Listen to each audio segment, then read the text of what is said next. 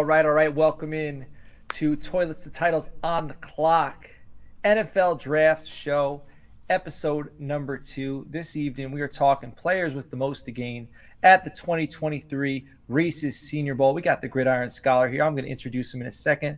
But right now, I want to let you know this show is brought to you by Real Ones Productions.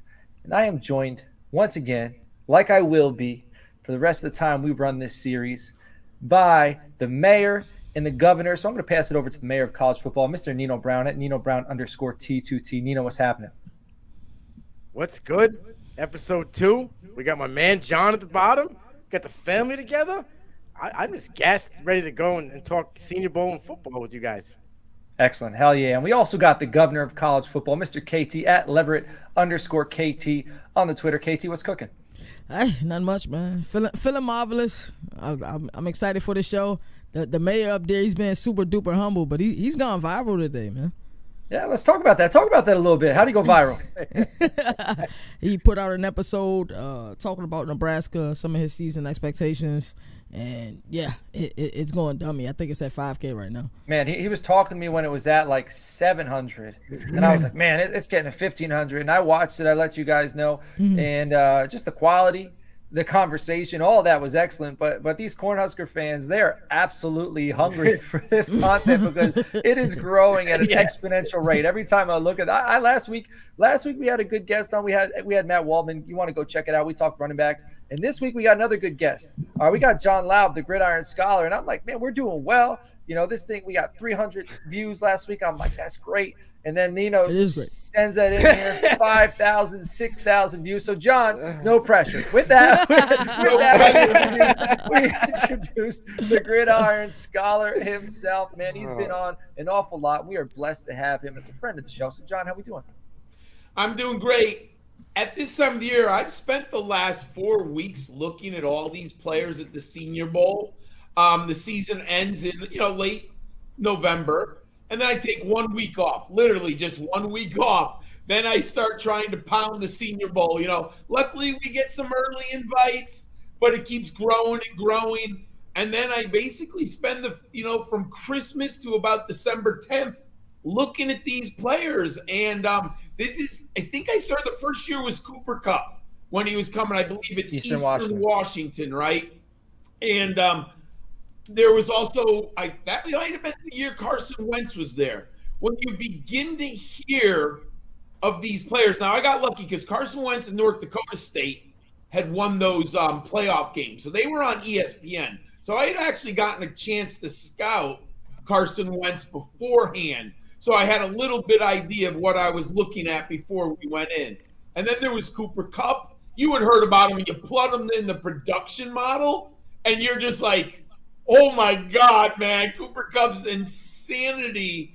But you need to see, he was at a lower level, right? Obviously, he was highly skilled, but how's he going to do with top backs? So the Senior Bowl reports were glorious coming from Cooper Kupp. I obviously moved him up. I think he ended up being like my number 8 or 9 that year. I forget the exact number, but pretty high. And I'll never forget the year Deebo Samuel was down there. My partner at the time was Andy Singleton, great guy. Him and I did a lot of draft stuff together for years. And he was live in Mobile. And he's like, John, this is like off the record. We did a show on Deebo, but he's like, John, I'm telling you, this guy is unfreaking believable. When you saw Deebo live, he said it blew him away. And you plugged him into the production model of South Carolina. You watch some tape, and he was good, but he wasn't like, he just said when he was against the top guys at the Senior Bowl, that was it. I believe he's a second-round pick from the 49ers later that year. Senior Bowl matters. I mean, it gets me up early scouting. I love that. Forces me to be ready right now, right? Like, I mean, if I'm waiting for, an April draft, I might not have been scouting all these players this hard, this fast. But now I'm feeling good. I'm into the next step. I'm starting my regular draft profile shows. But we're here really to talk about the Senior Bowl and why it matters. Yeah, man. And you've been doing the Rookie Big Board. I've been listening to a lot of your shows. What I like about your show, it isn't just analysis on the player on the field. I love all the little notes you give us about the player off the field. Like little tidbits on he's been voted captain 3 times, or, he had a 4.0 GPA, or he's on the academic honor roll. Like, all that stuff matters. And I go back to David Montgomery. When I found out that he was an Eagle Scout, like, I loved his skill on the field. My favorite thing about David Montgomery, I mean, that matters, man. Matthew Marvin, who was on the show a few weeks ago, is an Eagle Scout, man. Yes. So hats off to the Eagle Scouts. And but he, like, what I loved about Montgomery is he made so many people miss behind the line of scrimmage that I didn't see people even do after the line of scrimmage. But that, this isn't a David Montgomery show, but I'm just saying, I'm just tying it together. I love those little pieces of information because that helps you put the puzzle together. Well, you can Coach, see the I'll big say picture. this. Yeah, let's hear it. I'm a teacher, and I know the difference being a teacher in the classroom. And I have young men, between 16 and 18. So I know little things like National Honor Society, academic honor roll. These things matter. They just do, because teachers just aren't giving them out. I have kids who unfortunately aren't coming close to the honor roll. So these little things matter. And I really want to look at, if I was a GM, I'm too old, I'm never getting a job. But if I'm paying $10 million for a young man to play on my team, you better believe that I'm going to know everything I can about that young man on campus. That I want to know, was he in classrooms? Did he earn a degree in 4 years? Did he go back and enroll in a graduate program? All these things matter. Was he team captain? Was there anything, any red flags, personality? And I'm not saying it's perfect. I mean, we know that there's no perfect world, but for millions of dollars that I might invest in this young man, I want to have a pretty good idea of what this young man's resume looks like in the classroom, on the field, and what his teammates and coaches think of them. All right, excellent. All right, before we get into this, we want to hear about the offensive skill position players that you believe have the most to gain. But I do want to let everybody know, if you want to support the show, check out our Patreon, patreon.com/Toilets to Titles. We got like 5 tiers on there. I'm not going to discuss them all. You can go on there. You can check that out. And you can choose to support us any way you want to. Like, comment, subscribe to the YouTube. Check that out. That helps out the algorithm. And also, last week when we had Waldman on, we did announce that we are going to give away 2 copies of the RSP. And we haven't given away either of them yet because nobody's entered. All you got to do is go to Apple Podcasts, give us a 5-star review, comment on the clock, this show, and then take a picture of it, DM it to me on the Twitter or one of these 2 other fellas. I'm at Coach Sheps, and then I'll pay for a copy of the RSP. I'll put your email in there. I'll send it right over to you. It's easy peasy, right? Easy peasy. So with that, if nobody else has anything else to mention, we will move on. We'll pass it off to John Laub. Why don't you start this off, man? Let us know, who do you think has the most to gain at the 2023 Reese's Senior Bowl? Going to go by position. And the first one is at quarterback. We kind of start there all the time, right? We want to hear about these quarterbacks. And there's no Carson Wentz here. There's not a top first-round guy in this group. One might sneak into it. And one player that I'm fascinated to watch right now is Jaren Hall of BYU. I've got to see how he competes leadership-wise and arm strength-wise. And he's not the player, but I remember Mac Jones going down there. And Jaren Hall's not Mac Jones. I'm not trying to say that.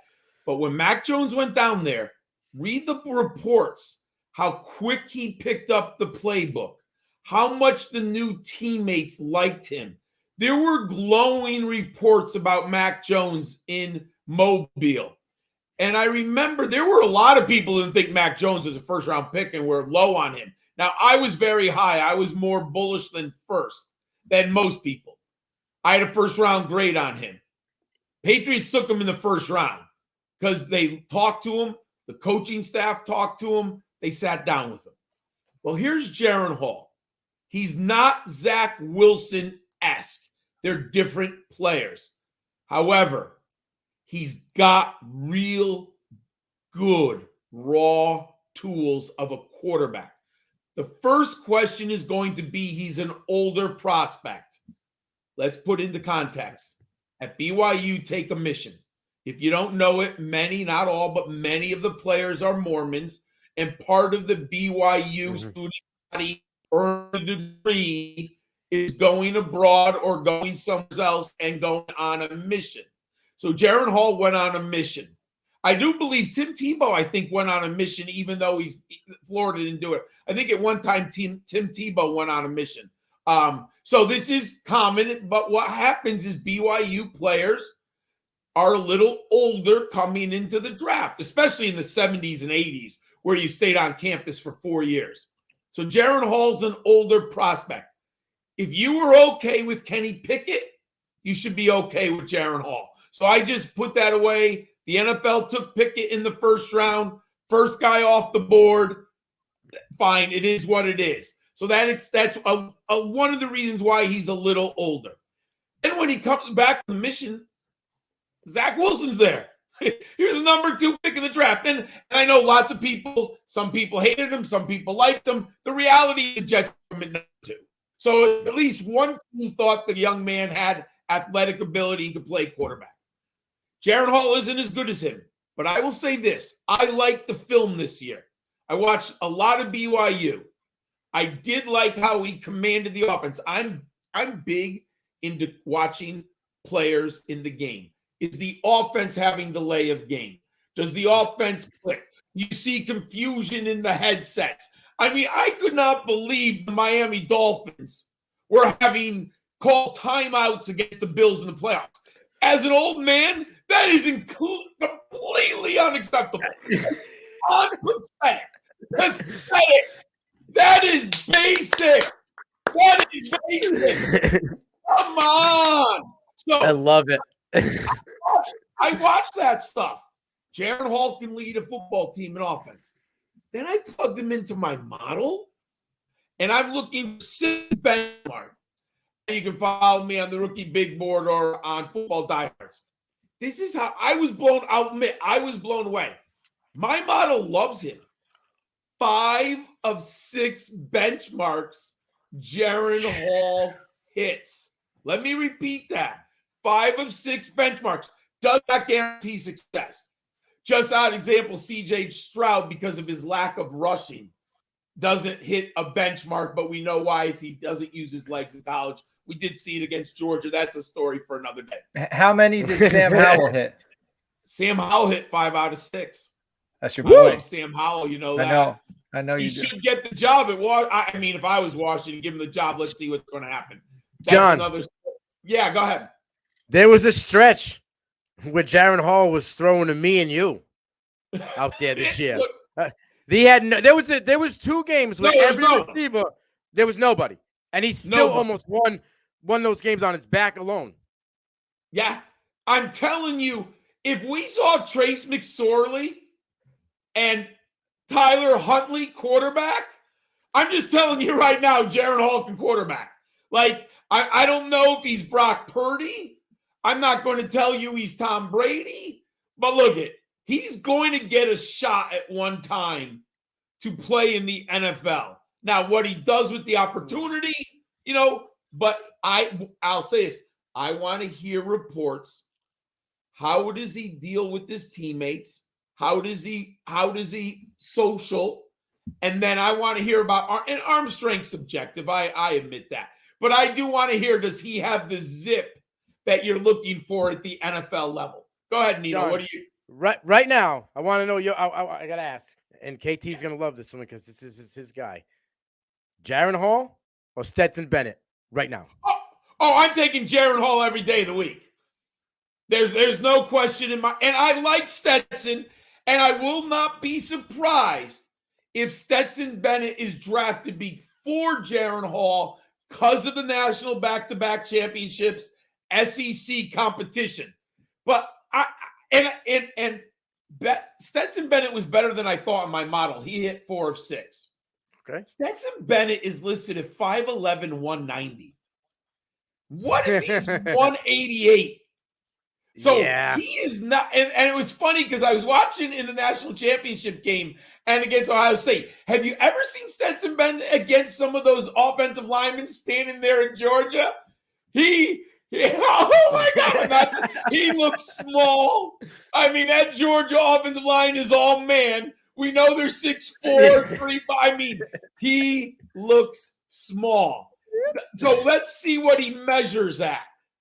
Jaron Hall is listed at 6'1", 205. He really needs to come over. I'm big. Quarterbacks need to be 200. Yeah. You don't have to be. I get it. But that 200, if he comes in at 6 feet or above and he's 200, I'm going to be all in. He has the mobility. It looks like he has the arm strength, and he has the numbers and the production on the field. Jaron Hall has a lot to gain. I think people aren't talking about him enough, but he's also your dual threat guy. He's mobile behind the line of scrimmage. Love it. I was a big Hall guy going in. And I was impressed by him, and he showed me more and more throughout the season. All right, we're ready for number 2? Yeah, let's hear it. All right. I think you're going to all love this, and I'm not the only guy who's in it. If you've been following me for years, everyone knows I love the American Athletic Conference. It is Tajay Spears. However, I must address the elephant in the room, and I must discuss some red flags that are very concerning. I've done the numbers. 4 backs coming out of the G5. They're not pretty. In the last 3 years, in the top 24 fantasy producers, that's 108 running back seasons. Only 20 of them are by G5 backs. And just so everybody listening at home, you described this very well on, I think, last week's episode of your show, but tell everybody what the G5 is, just so they know. Oh, okay. So there's the group of 5 in college football: Mountain West, Sun Belt, American Athletic Conference. I usually get this so well. Now, independents like BYU, and USA. Conference USA, and the MAC. Mm-hmm. Players from at the running back, the numbers are probably the similar other positions, but I've only done running backs and wide receivers. The numbers are his chance coming from Tulane of putting together a top 24 fantasy season in PPR scoring is 18%.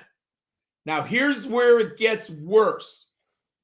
Guess who owns 3 of those seasons? Austin Eckler.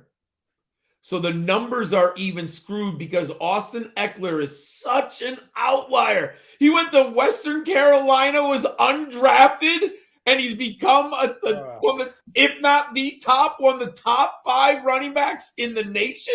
I don't think people actually understand what Eckler has done to go from nondescript school to literally be possibly the best PPR back in the country. That is phenomenal. Phenomenal to do that. So that's one problem. 2, is he under 200 pounds? Do you know in the last, and Eckler's 200. Rocked up. Guess how many running backs are under 200 in the last 3 years? 4? 3. 3 out of 108. So if you're and look it, no one loves Tajay Spears more than me. I wrote him up in college football waiver wire gemstones 3 years ago in COVID. I picked him up on my dynasty teams in COVID. He had the injury, and I kept him on my roster. I love Tajay Spears. I wrote him up last summer in my sleepers column. And when I do the college fantasy football ADP, he went from round 14 to round 5 after I wrote him. It wasn't just because, but I highlighted him. Touch. And he went nuts. Yes. And he looks like he's got everything: speed, strength, pass catching ability. And I would love to get him in the 3rd or 4th round of dynasty drafts.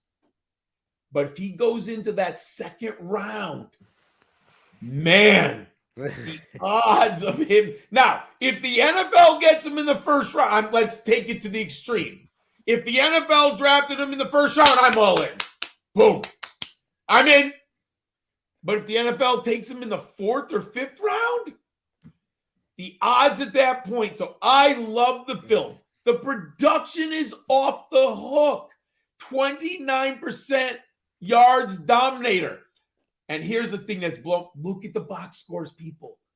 His numbers were like on 14 carries, 170 yards. Mm-hmm. He averaged over 7 yards, 7.7 yards a carry this year. He averaged 6.8 at Tulane in his career. 6.8. He's got like if he went to Michigan and did what he did, exaggerating, he'd be a first-round pick. Right. He'd be a first-round pick. Everything's there, but I'm going to be like that madman when they're weighing. I think they do the weigh-ins on Monday or Tuesday. I'm going to be like, students, you're doing in-class assignments. I got to look at the weigh-ins on Twitter. I got to see what Tajay Spears, because he's 5'11", 195. Anyone smudges the numbers, it's the G5 programs. So if anyone's smudging out there, it's the G5, because they want their young men to have an opportunity, right? So they're going to smudge. Now, hopefully he's putting on some weight, eating that triple protein with some peanut butter. Yes.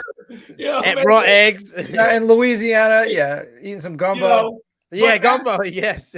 Yeah, I mean, that 200 is going to mean a real lot to me. And I've said, if this was 7 years ago, I would be on here and telling you Tajay Spears, draft him in the first, second round. He's going to be the dynasty gem gold. I've been burned by too many Kenneth Dixons. You guys remember? Man. Hell yeah, I remember Kenneth Dixon. I remember. Louisiana Tech, right? Man, I love the film. I love who the was word. the wide receiver that came out of Louisiana Tech like a year or two out of after Kenneth Dixon? He was big, muscular dude, slot guy. He was nothing in the NFL. But you know what I'm talking about? I yes, man, I was on him too.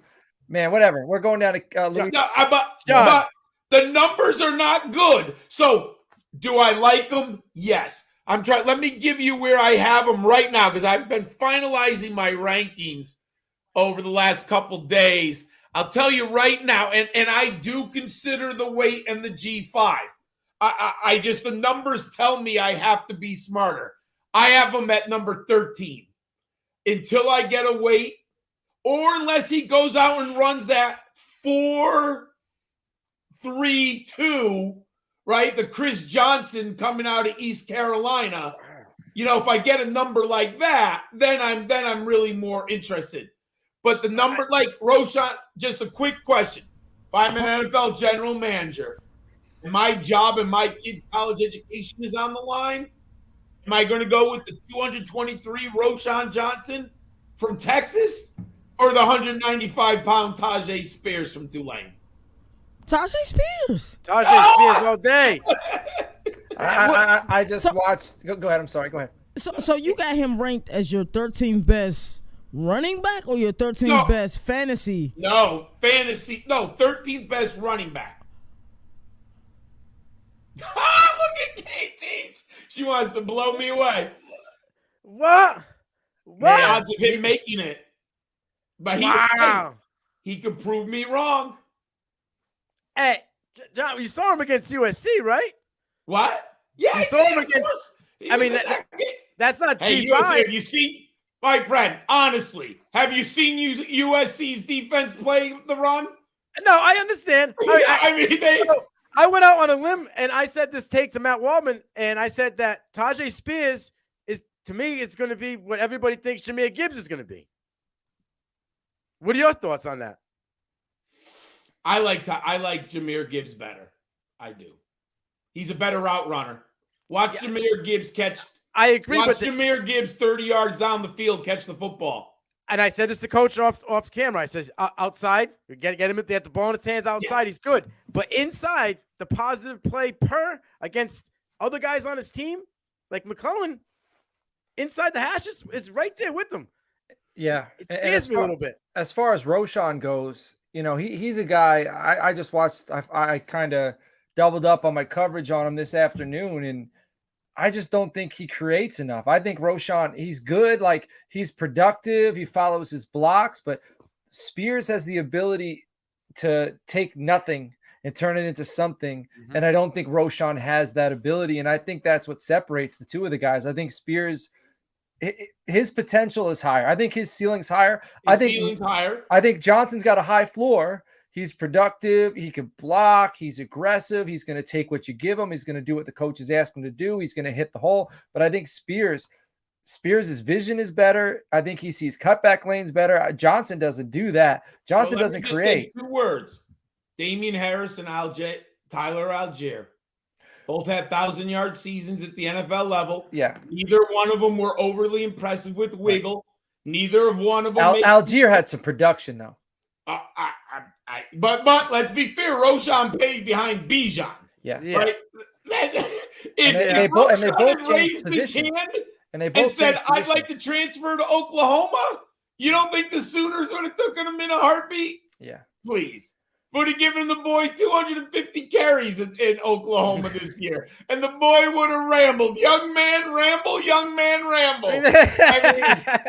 I'm telling you, I give the young man credit because he stayed at Texas. And there is really no reason. Now, I'm not in love with Roshan. I'm just saying, I've learned from Tyler Algier. I've learned from my mistakes with Damian Harris. They're over 215 pounds. Tough between the tackles, big schools, lots of physicality. Tyler Algier had a 1,000-yard season. Look at Tyler Algier's lower body, though. I liked him more. Roshan he's thin, he's top heavy. Yes. Algier, he's built for a full workload. Oh, he's a 70s running back in the modern game. Yeah. He was the number 1 running back the last 6 weeks in the NFL. Yards after contact and everything. Yeah. Now, his body won't hold up with that. No way. No. His body, he'll get himself. Yeah. And I don't know if the Falcons wanted to. The Falcons are just running him into the ground because they got nothing because of Ritter. They had Ritter. They didn't want to kill Ritter. So right. Don't kill Ritter. Kill Algier. We'll kill the running back. That's what the NFL does. does. Dime a dozen, they think, right? You can just get another one in another year or two. Yeah. So hey, I'll say this. I hope I'm wrong. Right. Because I went into this process and I could be changed at the Senior Bowl and at the Combine. It's not over. Right. That's checklists are not over. My prediction is he wins the MVP at the Senior Bowl. I said that last week. I think he does it. I think he does it. When I started after the end of the regular season, before the bowl game with USC, Tajay Spear was number 7 for me. But then I started doing research on the G of 5, on the 200 scale. The numbers are tough. Could he be the outlier? Yes. No question about it. And I'll bet on the outlier in a 3rd-round dynasty draft. I'm not betting on the outlier in the 1st round. Right. No way. 2nd round, maybe back end, if that makes any sense. Yeah. So, I hope I'm wrong. What? If he goes middle of the 2nd, late 2nd. Then he moves way up. That means the NFL loves him. Yeah. Okay. I try to think like a general manager when I do this, and I'm looking at the numbers. And if I got the numbers of G5 to P5, I sure hope the dude making $7 million got the same numbers I got. Yeah. We're barely hanging out with 3 kids over in Connecticut. You better have some G5 Power 5 numbers, Jeez, if I can figure it out, you getting paid a lot of money to get that Harvard degree. You better be finding it out, right? So I'm just going, yes, I love Tulane. I love Michael Pratt. I watched probably more Tulane live football in the last 3 years than anyone. I'm telling you, I love the American Athletic. The numbers tell me, John, put some light bulbs on. Hey, I love Darrell Henderson. He didn't do it for, I can go through a bunch of these types of G5 running backs who just did not crack the code at the NFL level. So let's go on to the next guy. Yeah. Maybe you agree. Here's where the opposite end of the spectrum. And I could not believe I didn't even have him in my top 15 at running back. But then I plug in the numbers. I look at some film. Eric Gray. Eric Gray. 5'10", 210. He's got the NFL size. Average 5.6 yards a carry. 99 career receptions. He's the real deal as a pass catcher. This was shot. I did not know this was going to happen. Yards dominator this year for Oklahoma, 28%. 1,595 yards from scrimmage. Now, Sooners were bad. What, they 6-6? And I just didn't watch. Once they got to something like, I think at one time they might have been below 500. I'm like, yes. Dylan Gabriel, I don't know what I'm not going to watch it. Oh, so I had to go back to the film, right? All of a sudden I'm looking, how the hell did Eric Gray have a 1,300-yard season? What? And I'm looking back at the film. We need to make that a drop. We need to make that a drop. Needs to be done. I was like, Eric Gray's real, man. He took some coaching. Mm-hmm. He listened. He changed his game. My friends, watch the tape from Tennessee and watch Oklahoma this year. I thought he was a space player. I thought he was an edge player, like you're discussing Jahmyr Gibbs. That new Oklahoma coaching staff, they said, son, you want to get on the field? You're going to run between the tackles, son. Yes, sir. Yes, sir. Yes, sir. I mean, I'm ready, coach. Give me the rock. He looked like an entirely different back. So now I see a young man who can run between the tackles. And you know what? We can make the argument he's better than Jahmyr Gibbs between the tackles. I think that's a legitimate argument. Yep. Now, I don't think he's as good of a route runner as Jahmyr Gibbs. No. And I don't think he has as much wiggle or zuzu as Jahmyr Gibbs. But at 210, he can take the punishment between the tackles at the NFL level. Yards after contact, baby. Baby, he gets low and people bounce off him. Yes. Now, I'll put into context as Big 12 linebacker. So let's put that in context too. But there's some bouncing going on, and he be hurting some people. He was hurting some people for Oklahoma. Brett Venables, I don't know what Brett Venables said to him. I don't know what he did to him, but he changed his game. Now, that's also the Brett Venables offense. He's, like, look at kid, young man, you want to play for me, you're running between the tackles. If you don't do it, you ain't coming. So, and I've loved Eric Gray. This is what's funny. I liked Eric Gray. I did a Debbie show with Matt 3 years ago after his freshman year, and I liked Eric Gray. And I thought when he originally went to Oklahoma, I thought, wow, this is a good trade-up, right? Kennedy Brooks. I think he has that 1,100-yard season. He didn't get on the field with Lincoln Riley. Who knows why? All I know is Venables came in, and Venables gave him the key to the offense. Gave him the key to the offense. And he's a Power 5 back. And let's not forget he was recruited by Tennessee. That means a lot. Tennessee, an SEC team, said, this young man can play for us. Yep. And if you want to scout Eric Gray, you better watch tape from his Tennessee games, and you better watch tape from this year. Don't tell me you just watched 2 games from this year, folks. You better watch him develop and change.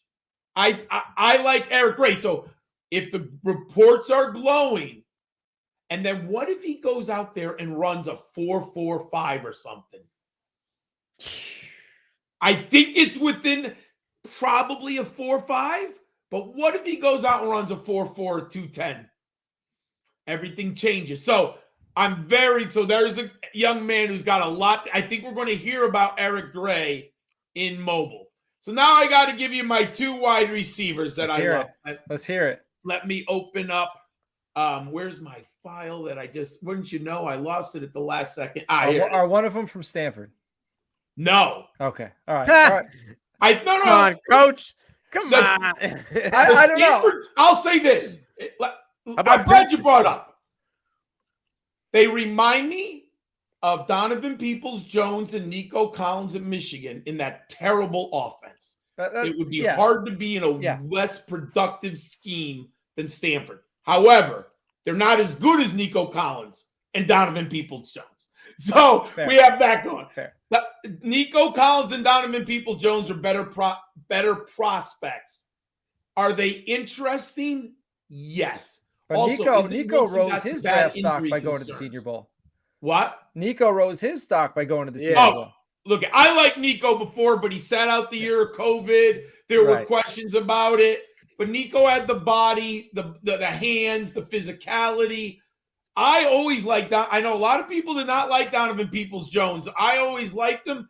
He's on my dynasty teams. He's like a flex wide receiver. Hey, I play in some 10-man starting dynasty leagues. Like, you got to have that. You got to be 6 or 7 receivers deep. Nino, is he great? No. Is he worth a flex start? Yeah. Yeah, that's what he is. You know what? They really need another receiver. Well, I still think they need one more. If he was the third receiver, I think he could really be dangerous in Cleveland. That's another story for another day. So let me go to wide receiver. Hard to get film.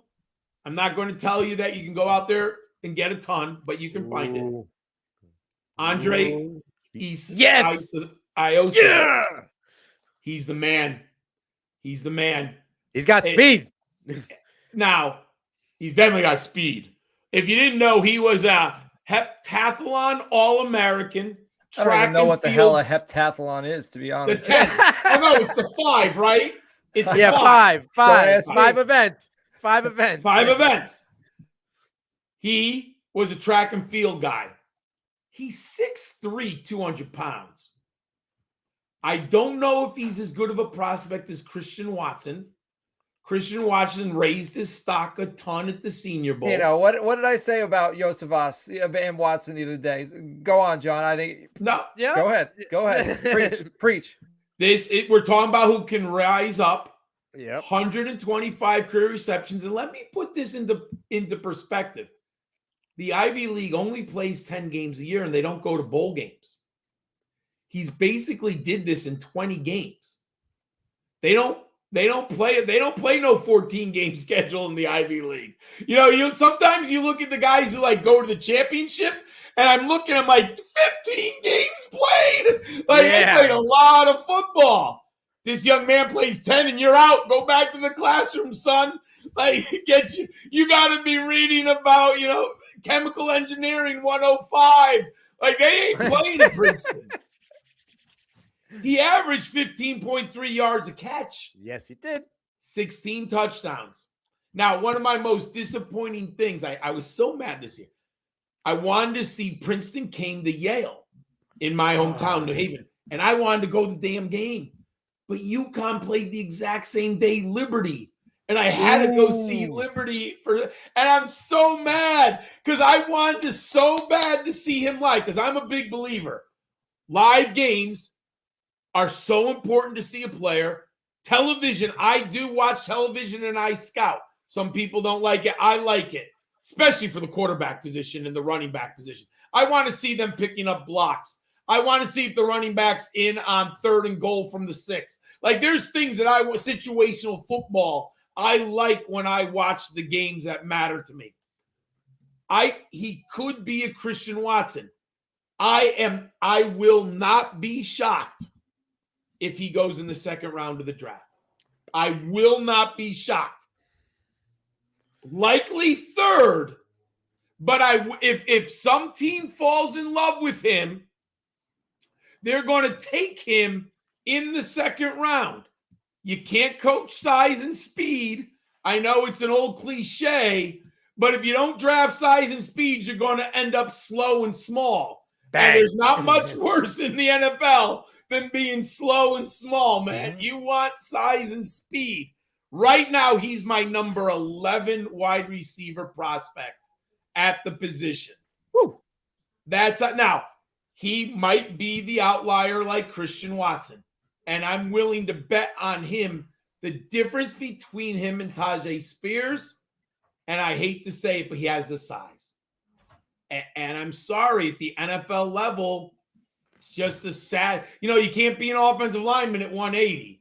I mean, it's just a sad, you ain't pushing, you ain't even smelling Georgia and Alabama at 280. You're going to have a hard time at 390 getting on the field. So like there's just some realities. The man can run routes. It's Ivy League competition, so I'm not going to tell. It's not the same. We saw what Quentin Johnson did against Georgia, right? They just shut him down. So I take into consideration competition. Well, that's what the Senior Bowl is for, man. That's it. You said who has the most game. Yeah, and that's what this is for. And we know it's geared towards wide receivers. Yes. One-on-one, no pass rush. Quarterbacks are going to have all the time in the world. A guy like him, who, if he could separate, if he could show he can get off press, which he should be able to at 6'3", 200 pounds, stretch the field, because that's a question with Quentin Johnson right now. He's a big boy. A lot of people are questioning whether or not this dude can get off press and whether he can play physically consistently. Coach. So his footwork? Coach, I'll say this sometime. We can have a discussion because I'm lower on Quentin Johnson than some people. But I'll tell you, I'll take my boy Jordan Addison over Quentin Johnson any day of the week, man. Jordan Addison get open against anyone. Rice or Quentin Johnson? I'll take Rice over Q. I think Johnson's going to fall. Well, we'll see. The big boys, it's tough. Let's see. But I'm not liking. There's some people who love Quentin Johnson. Mm-hmm. I have my question marks, and my model has some red flags about him. So but I love Andre. I've got to see him in the one-on-one drills. Gentlemen, if you're going down to Mobile, sit in the end zone on the team in which Andre is doing the one-on-one drills and just let's watch him.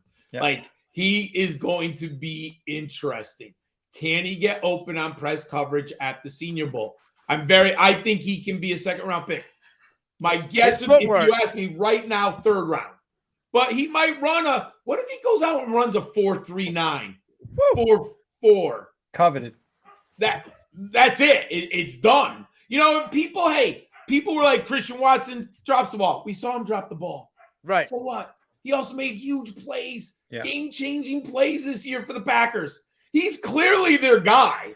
I mean, there's no way you could watch the Packers this year and not realize that Watson's going to be the guy moving forward.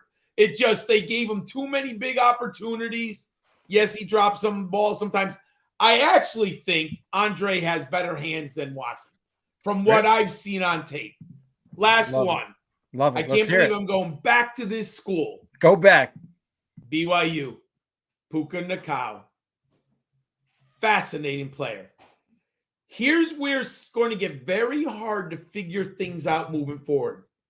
We talk about G5 and Power 5, at least I do, and some other people do. Puka, what are we going to do with these young men who get originally selected at Power 5, but for whatever reason end up at a group of 5?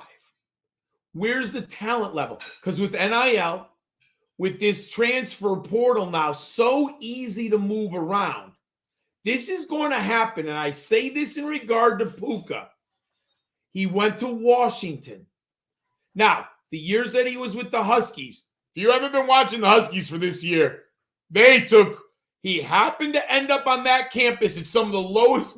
They had no quarterback play. They had decent depth chart, not great, but decent. He only had 16 receptions in 2 years at Washington, but he was a highly, highly touted prospect. He was a 4-star prospect. I think he was the Polynesian Player of the Year. This is a legitimate NFL prospect coming out of high school. Goes to Washington, he doesn't make it. Then he goes to BYU, and he smashes. Now, he missed 4 games, I think, this year. 4 games. So the numbers are a little worse than one would think. But 16.3 yards per reception, Teams are always looking for the guy to take the top off the defense. He's 6'2", 205, and he looks it. He looks the legit 6'2", and he looks like his weight. Like he's like Michael Pittman. Like he just holds the weight. Sometimes you see players, right? They hold the weight. You're like, yeah, he's 205. He checks out. Other times you're like, I think he might be 20 biscuits from 200. But he runs the ball, too. He had carries out the backfield this year. He did. This is what I said. He had 25 carries that my old man brain remembers. Yeah. He's Deebo Samuel light. Yes. He's not as tough, not as strong, but man. Curtis Samuel. You put him on the jet sweep. You line him up behind the quarterback. You throw quick screens to him. He can help your football team in so many ways. Despite missing 4 games, he had a 23% aerial dominator. If he doesn't miss those, because I like aerial dominator because it factors in injuries. Like I'm like, hey, if he missed games, that he's going to have a lower aerial dominator, which contributes to, is he injury prone? What do I have to worry about? If Puka Nacua played those 4 games, he'd probably have like a 35%, 37% aerial dominator. And Nino said it, man, even when the team was doubling him, and it was obvious they had someone over the top of safety, he got the ball in his hand and he did some things. He has excellent footwork. Mm-hmm. He has toe-tapping footwork. He's a true X boundary receiver. And those are hard to come by. He can also play the Z for you. I think we're going to hear a lot about Puka Nacua from Mobile. And those are my 5 that I can't wait to see. Open-minded to anyone. I've learned that, you know what? This is a process. I'll say this. It's a 4-step process. This is step 2. We still have, this is step 3. We still have the combine to see, or the pro day, depending on where they are. Now, you said Deebo, but I really get more of like a Curtis Samuel vibe at Carolina that first year. Yeah, bigger and better than, I think he's bigger and better than Curtis Samuel. Yeah, but the usage, like the way they used it at BYU this year, it's like to a T how Curtis Samuel was his first year. Yes, I agree. What he did at Ohio State. Yeah. And I mentioned before, like it's geared towards the wide receivers. And obviously Josevas is going to benefit from it. Rice is going to benefit from it.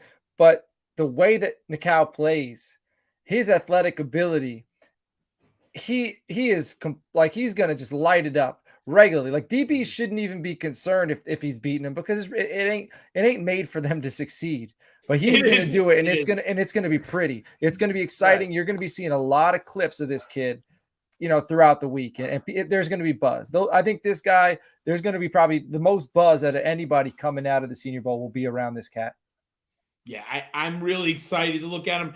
And I'm open-minded to any wide receiver there. The 2 Stanford young men, I'm going to be paying close attention to. Now, when I put Michael Wilson into my model, because he's been injured so much and missed time, the aerial dominator factors that in, so his numbers aren't as good. So there's definitely things about Mike. I love the athletic ability. The size is there with him too. But the injury is a concern. I got a guy for you. Yeah. And he's a small fella, but his numbers are big. Small fella, numbers are big. All right, let's hear it, brother. Nathaniel Dell, 5'10". 155, right? 4'3", 4'3", 40. 1,330 yards, 4.8 yards per catch, 12 touchdowns. That was a 21. Last year, he had 17 touchdowns and 1,400 yards this year. Man, he's exciting. He runs violent. I'll give you 2 better numbers. Oh, aerial dominator, 34%. Woo. Catch rate, 71%. Bang. I do think he's limited because of his size. Yes, however, I have that size concern. Yes. However, I'll say this. If I wanted an immediate separator in the red zone, I'm talking, and within the 10, I don't think there's many cats quicker with their feet and immediate separation than Nathaniel Dell. Better than Tony? If there's a blitz and he's your, what do they call it, red light or green light? Green light, yeah. And you need a guy to get open in 1 second, I think Nathaniel Dell's going to get open. Now, he might get smacked and go down like it. But he plays big. He's bigger than 5'10". Nino, if you watch him at Houston. Oh, I did. He was tough in the end zone. And whenever the Cougars needed a big play in the third or fourth quarter, it was Nathaniel Dell. I mean, I wish the cat was 175. I agree. Just the 165, and he's not Devonta Smith. I mean, Devonta Smith's just ridiculously good. Didn't he come from JUCO? He did. Yeah. He's from Florida, went the JUCO route. And I think he might have done 2 JUCO schools, or he might have done HBC, then went to JUCO. Yes, that's it. Yes. So there's no, and you know what I think kept him out was his size. No, I think the big programs were just like he's so small, but he was good enough at JUCO that the Cougars took a chance on him. But I think it was size. I think coaches just looked at him and said, "I just need someone bigger." I mean, look, off the line, Tony or Dell? Which one? Kadarius Tony or Nathaniel Dell off the line? Who's faster? Who'd you take?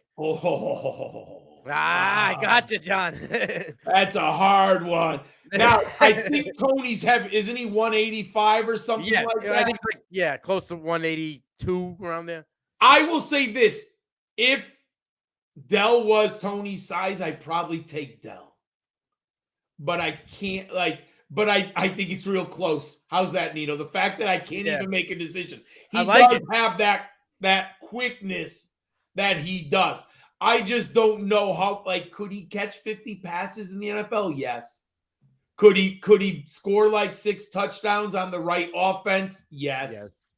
Can he go out there and do a 1,200-yard season, double digits? I just don't think it that. Chargers? What? Hey, listen. We're cutting it real close. Oh, sorry. No, it's not your fault. We had. I feel like we could go on for hours, so we're gonna have to do this again. But KT, I want to pass it to you. You know, I've heard who Nino likes.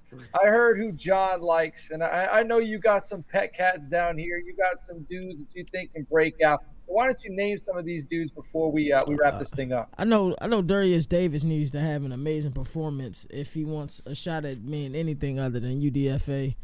I agree with you. Yeah, Eric Gray was one of the players, and I know John said that. KT's been watching the tape. He's good. Yes, sir. And then Chase Brown is another player because I think a lot of teams are starting to think that he's a one-trick pony. So I think it'll be important for him to have he has to separate himself from every back at the Senior Bowl, and that's going to be difficult to do. But he has to separate him. That's the only way that I think he'll garner any respect at all. Because you won't hear him in any top 5 list, maybe not even top 7 list, unfortunately. So I think those are the players that I think going into Mobile, they gotta step it up. I think they got an opportunity to make a name for themselves. I feel like Brown. Any quarterback you're interested in? I know a couple of us was interested in Dugan. Hooker, is he just accepted? Is he going to even be able to play or no? It's only for the interview and reading I'm sure they'll put him on a blackboard with the. It's more of just getting to know him. Yeah. Oh, it's just networking. It's an extra opportunity at interviews, and this will also prepare him for the combine. You know, get used to being around a coaching staff. What about Bagnet? I wish I could tell. I've never seen a game live, obviously, from a Division II. Very limited highlights. They're grainy. It's funny because offline, I got this from my partner, Matt. He says it looks like a freshman intern took the film work for the football team. That reminds me of trying to watch film with Kyle Duggar. 8mm in the rain, and he was like shaking of cold. Like, it's not very pretty. So look, the size is there, impressive. NFL is interested. I got to see him. Yeah, well, we're talking about possibilities for biggest risers. You know, I don't think anyone's really expecting anything from him. So if he comes out and then if he earns respect from the other players and they start to look up to him, that alone, like if he could come in and be an alpha amongst dudes who've played at a higher level than him, that could be very, very big for him. Very big. He is 6'3", 210. Yeah, so I also want to see what his arm strength is compared to the other young men at the game. That's important. I think, like, you know, KT mentioned Max Duggan and KT mentioned Chase Brown. I think those are two guys that people are kind of taking for granted. Like, you look at Chase Brown's numbers, and when they first released the rosters for the Senior Bowl, there was a lot of buzz about Chase Brown, but people just aren't super excited about him. It's the numbers are there. The guy can play, but it's almost like people are just overlooking it and they're taking that for granted, and they're looking for the new hot names and people that they want to pick up and build up. And, you know, I think Chase Brown, you know, maybe he feels a little slighted. Maybe he will come in with a chip on his shoulder that he does have this major production. I mean, 1,600 yards in the ground, that's huge. Coach, guess who has the highest scrimmage yards percentage of all the rookies coming out? Is it Brown? Chase Brown. He had 40%. Guess whose number right with him? Sean Tucker had 40% of the Syracuse offense. Those are sticky stats. Those are sticky stats, man. When you're getting 40% of the team's offense at a Power 5 school, that's a really sticky stat, man. Here's the thing. They're going to be giving an opportunity at one point in the NFL. Now, what they do with it, we can debate and all that. But when you have that stickiness and you were that dominant, someone is going to give you a chance because of injuries in the NFL at one point. I love this CFB Nation. Is that Moon in there talking about Cody Mock? I'm really excited about Cody Mock too, but I don't want him to do too great because I love his position versatility. Cowboy. Yeah. I love his position versatility, and I would love to see him in Dallas, man. I heard Brian Broaddus on the draft show today talking about he thinks he'd move Mock to center. To center. He'd consider moving Mock to the middle because he likes the way he can move. And you could have, because we used to have Travis Frederick. Mock reminds him of Travis Frederick. That's kind of what he stated. And so the fan in me wants him, you know, I've been at Mock a little bit. I almost drafted him first round in one of the drafts we did. I mean, KT was there, Nino was there. I was considering him, but yeah, I like Cody Mock too, and I want to see him. I want to see him get after some of these big name guys and some of these big school guys and show him that he can play with them. The last player I'm going to mention is Kenny McIntosh, Georgia. Oh, I like him. I think if Kenny McIntosh can show he can get a little dirty, I love him as a route runner. I do. Like this guy, he can get open, but I want to see him do the dirty work. If Kenny McIntosh can come in and he could do some of that dirty work and show he can do everything, and he's not just a third down back, he's not just a split backfield back, I think it could be big for him too. Because I mean, he's a Georgia back, so he's going to have decent draft capital due to his experience and due to his numbers, but he might be able to earn a little bit more than that. Maybe a start and roll somewhere, but he's got to prove it, you know? I agree. Yeah. All right. Well, I mean, we planned on 30 to 45 minutes, and we cannot help ourselves. We are at an hour. So hopefully you all at home, this was a bonus. We had one episode followed by a bonus episode all together. For Nino, for KT, for John, we really appreciate you checking us out. We are all on the Twitter. You can find us there. I'm at Coach Sheps. KT is at Leverett_KT. Nino is at Nino Brown _T2T. John is at Gridiron Scholar. Again, he's college fantasy football and NFL fantasy football analyst, and he's a co-host of the Rookie Big Board. If you're getting ready for the Senior Bowl, you want to check us out. You want to follow Toilets Titles. You want to check out CFB Nation. You also want to check out the Rookie Big Board because this dude knows his stuff, and that's why we are blessed to have him around. And he's been on a lot of shows with us, so we're going to keep picking this dude's brain because he's got a lot up there. So everybody, we hope you enjoy yourselves. Make sure to stay tuned next week. week because we're going to be live in the Senior Bowl. We're going to be reporting right from Senior Bowl, and it's just going to be me. It's going to be Nino. It's going to be KT. We're going to tell you what we saw, who we like, who is rising, who is falling. It's going to be the first time that any of us have done this live on site. So it's going to be absolutely incredible. So stay tuned. We are growing. We're getting bigger, and we're doing this all for you. So we will catch you all later on. Take care.